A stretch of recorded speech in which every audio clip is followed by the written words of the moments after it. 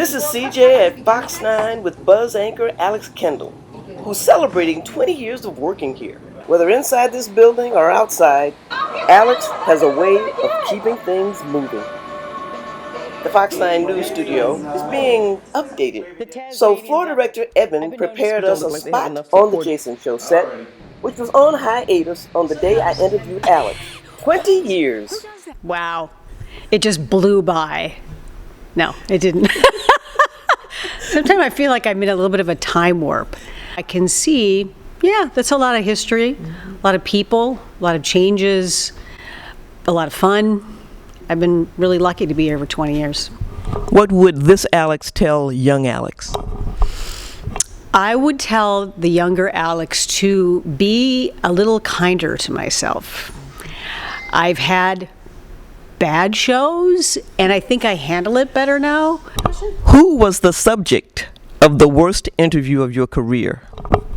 Well, I would say it was Warren Beatty, who I was really looking forward to interviewing. I mean, I was so excited about it, and it was actually before I came to Minneapolis, and I was doing a satellite interview, and it was when the movie Bulworth was just out, and I had saw the movie, I had all my questions prepared, and I was really excited about this interview, and he couldn't have been crabbier. He was just not fun, and it just was like, you know, like a balloon, just all the air just kind of goes, and I was disappointed, but I think it was also because we were his first interview of the morning, and he's on California time, and you know, so I was like, wow, thanks, Warren. It's called acting. Show me some of it, Warren. Exactly. Are you the most frequently attacked anchor by animal guests? By animal guests? You mean as in furry? Yes. Or winged. Well, I mean, you think about it.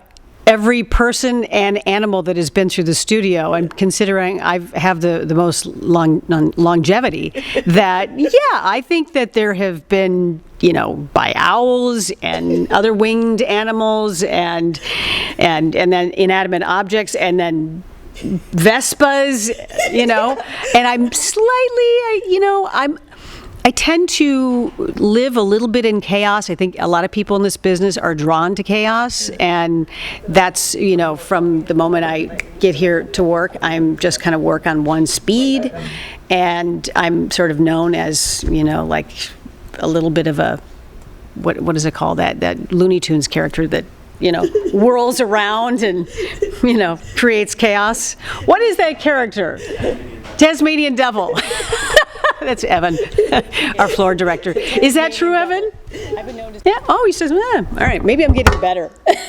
I've been known to spill a few things and knock things over.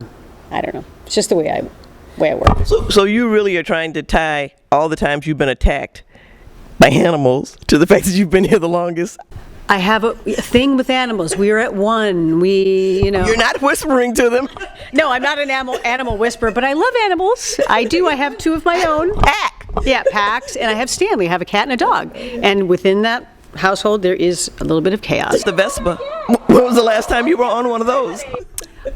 That very time that I fell right there on live television. I'd never been on a Vespa in my life, and I ran from the studio out to the parking lot, and I was essentially handed a microphone and said, all right, 10 seconds or whatever. It wasn't a lot, you know, long period of time. And I remember picking up that Vespa, and it was a lot heavier than I expected. It was so heavy, it just literally, you know, bowled me over. So I fell over once, and then I got back on it. I'm like, and I'm supposed to learn how to, you know, ride a Vespa on live television, and, you know, kind of what you would expect happened. I drove once around the parking lot. Thank God I didn't, you know, kill anybody or wreck a vehicle.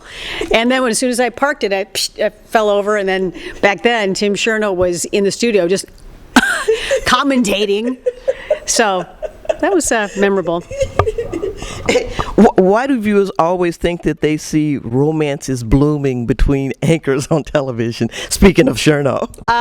First of all, Chernow and I were only friends, and I think we had an automatic chemistry, a very strong chemistry. I guess it's probably something that we should be flattered by, because it shows that we're comfortable with each other.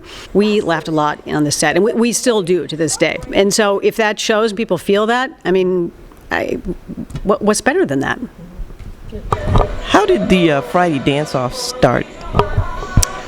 I think that was just by happenstance. I believe that we had time to kill, like maybe a segment fell apart and we're like, oh, we've got a whole 5 minutes or something, which is an eternity in television. And I really think that it was a fluke, and it came out of like, hey, what should we do?